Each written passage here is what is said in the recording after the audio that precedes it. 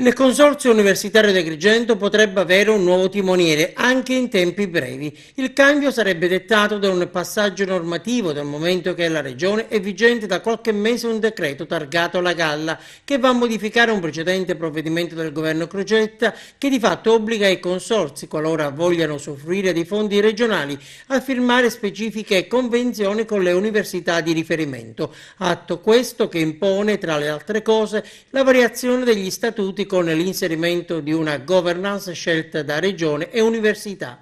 Un accordo che porterà appunto l'assessorato regionale a poter decidere se mantenere l'attuale presidente o sceglierne uno nuovo. Stesso discorso vale per gli altri componenti del CDA. Una prospettiva ovviamente non immediata, dato che sarà necessario mettere mano allo statuto da parte dei soci sopravvissuti, ma certamente reale. Tutto questo alle porte del nuovo anno accademico.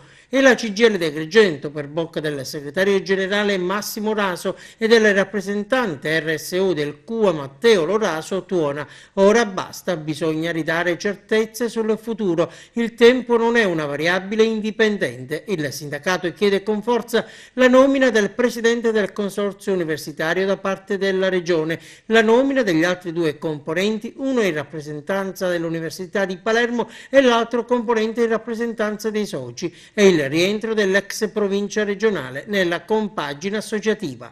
L'Università d'Agrigento deve servire a rendere esigibile il diritto allo studio, ma deve essere utile anche allo sviluppo economico e sociale della terra agrigentina. Attendiamo atti ufficiali conseguenti e la ripresa di una normale ed ordinaria interlocuzione con la Presidenza, con cui non abbiamo avuto rapporti ufficiali dal suo insediamento, concludono Massimo Raso e Matteo Loraso.